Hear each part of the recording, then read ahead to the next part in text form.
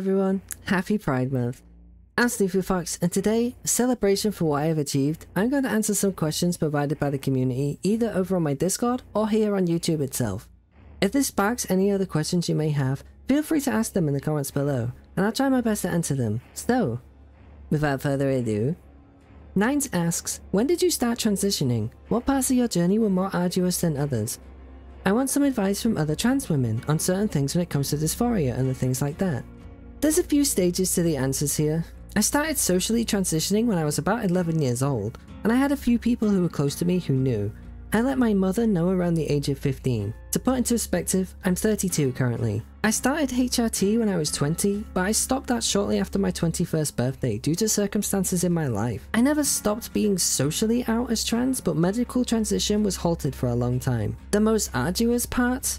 First discovering something was wrong. See, back then, there wasn't much on trans people. I knew something was wrong, but I couldn't figure out what it was until I hit puberty.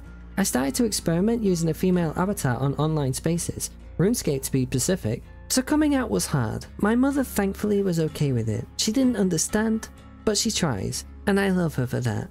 And dating. Dating as a trans woman has its own set of difficulties. Not everyone is going to be okay with certain aspects of trans women, and that's okay. People are allowed their preferences.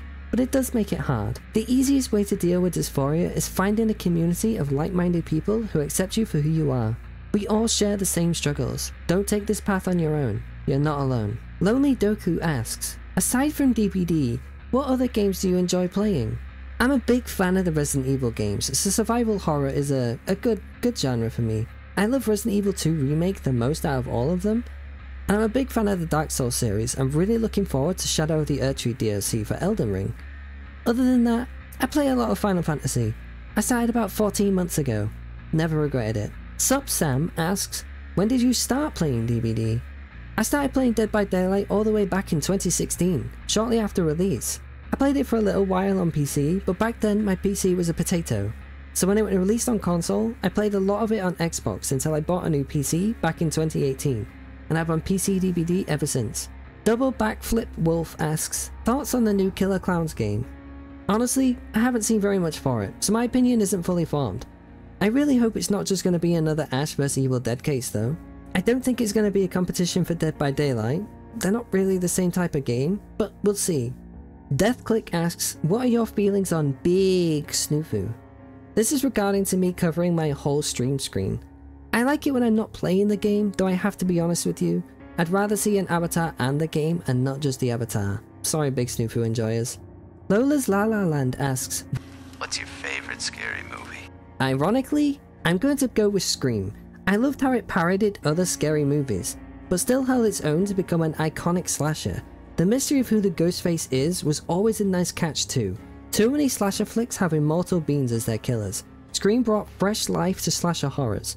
I only really liked the first one though, the rest were kinda forgettable. Progress asks, when are we going to Japan together? Good question, I'd love to go, let me know. Jittering B asks, what are your favourite sauce to have with pies? What kind of pies are we talking about here? With a meat pie, I like mint sauce. With a more fruity pie, I like cream. Blossom asks, what is your favourite video game? Funny enough, it's not Dead by Daylight, or even Final Fantasy XIV. My favourite video game of all time is actually Persona 4 Golden. I really like the topics it handles, and how it handles them. Forcing one to confront their own shadow had such an impact on myself personally, to accept myself. Naruto, for example, takes the more masculine appearance. While Naruto isn't transgender, she definitely feels like she had to be manly to be taken seriously. Her shadow reflected that by wishing she was male. I could go on forever and ever about Persona 4. Without that game, I don't think I would be who I am today.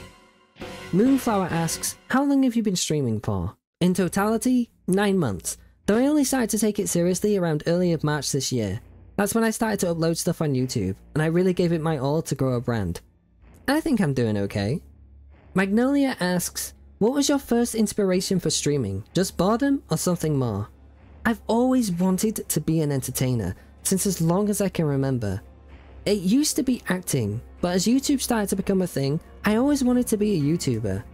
I was too young back then to really understand you could make a living off of it. I just wanted to make people laugh, smile, or even cry. My first inspiration for acting was actually Linda Hamilton's Sarah Connor from the first and second Terminator movies. I've always been a drama lover. In primary/elementary school, I was always cast lead roles in plays. It took a backseat until I went to college to study performing arts and drama. When I moved on to wanting to be more of an online personality/content creator, I didn't really have anyone I particularly looked up to at first. It was just a love for the entertainment. Though for Dead by Daylight particularly, it would be from Hybrid Panda. Aiden asks, what are some good ways to appear or sound more feminine? I want to start, but I don't know where to at all. This is a great question, and my answer may not actually work for everyone. I don't think I sound that feminine personally, though the way you carry yourself matters a lot more than you may think. Learn to speak like women do, not by pitch, but by the way they carry their words, the way they walk, their body language, soften features in your face with makeup. I wish I could give more definitive answer to this. It's a journey, not the destination. Remember, biological women learn all of this over time as they get older. Trans women, we have to learn all of this in one go. Don't get overwhelmed, take it at your own pace. Progress asks, any plans to collaborate with other content creators in the future? I don't have plans per se. I wouldn't say no, but what I do makes it very hard to do that right now. As of current, I only really play Killer in Dead by Daylight, which is a solo role. If I ever stretched out to just chatting, I would love to have like a podcast style show with other trans creators, or anyone who is curious to know more about a trans creator space. Blossom asks, what setup do you use for streaming? OBS or just Twitch streaming thingy? I use OBS personally. I used to use Streamlabs, but OBS is just better. Streamlabs is easier to start with, but I highly recommend OBS. I've never used Twitch's own thingy. Pinku asks, ahem, marry me? Okay. When are we planning the ceremony? And the other question, what is your opinion on the current state of Skull Merchant? I know you play Killer a lot also, so I feel like she's way too overwhelming, to the point new survivors struggle to deal with the stealth. I think this is something that can be said about a lot of killers that have something outside of just run away when they get close. Something they all have in common is that you have to interact with these things, and there is nothing to tell you outside of the loading screen that only appears 3 times when first facing said killers. People often don't read loading screen tips at all. There's YouTube guides on it, but Casual Joe isn't looking that up. I think Dead by Daylight needs a better tutorial. As for Skull Merchant herself, she can be quite oppressive for most players. Doesn't help that most give up at the sight of her. Chad asks, what is the square root of 42? I believe the answer is 6.480740698841, which I believe lands somewhere between fuck and you. Warbringer asks, what brought you into streaming/doing YouTube stuff? Streaming is the easiest way to start being an entertainer. Anyone can do it. It's not easy to be successful, but anyone can start. Doing this, I felt like I could build a community of like-minded people and hopefully make some friends along the way. So my love for entertainment got me here, and this is what my ideal of what I wanted of my dreams and goals. Identity asks, hi, I was just wondering, how did it go with you coming out as trans? If you feel comfortable talking about it, I'm just curious.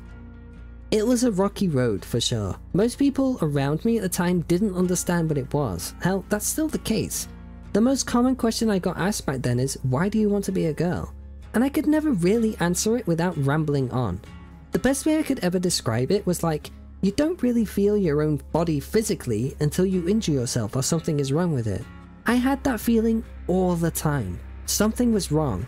I had some people understand me and others didn't. It's okay that people don't understand. I got a lot of hate and I lost some friends and some family. I still care for them despite everything. It felt a little bit embarrassing though. Like something was wrong with me, but overall, my experience was a net positive. I got to know who really accepted me for myself. One of my best friends at the time even started seeing me in a more romantic light, which was pretty nice at the time. Ice Angel asks, why are you so adorable? I'm not adorable, you're adorable. Snow asks, did it hurt when you fell from heaven? I called up from hell. I've never been to heaven. They also asked, what have been some of your biggest trials and tribulations when it comes to streaming, and what did you do to overcome them? There's been a few. The hardest one was honestly just starting. I spent years being stuck at this. Just the act of going live always put a lot of pressure on me. Ironically, the way to overcome that was to just do it. I didn't do it on my own, mind you. One thing that helped me was to tell other people that this was something I wanted to do. I hoped that having the expectation put on me by someone else would help give me the push I needed to actually start. And it worked. Streaming to smaller audiences or even no one is extremely tough. One thing I did personally to overcome this, and this has been said many a times, I turned off my viewer count. I streamed as if there was always people there. The placebo effect of this brought in actual people, and then some of those people became chatters, and then they became regulars. I won't lie, this is easier to do now as I always have an active chat, but it wasn't always that way, and it's not a good idea to rely on the chat for content or entertainment. I know it's easier to just sit there and think, well, this would be so much easier if I had an active chat, and I used to think that way too, but it's really not a healthy way to think about it. Your chat may be active sometimes, but it's not always active. You have to be able to be entertaining on your own. The next was to just try and be myself. My early days of streaming, I was too focused to be entertaining that I was diluting who I was. I didn't notice I was doing this until I watched my content back. Doing YouTube forced me to watch it back. If I didn't find my own streams fun and entertaining to watch, why would anyone else? I enjoy my own content now, and just being unapologetically myself has had far more success, so that feels great. And finally, Jittering Bee asks, do you have any tips for coming out as trans? This is going to be a case by case, depending on the people around you.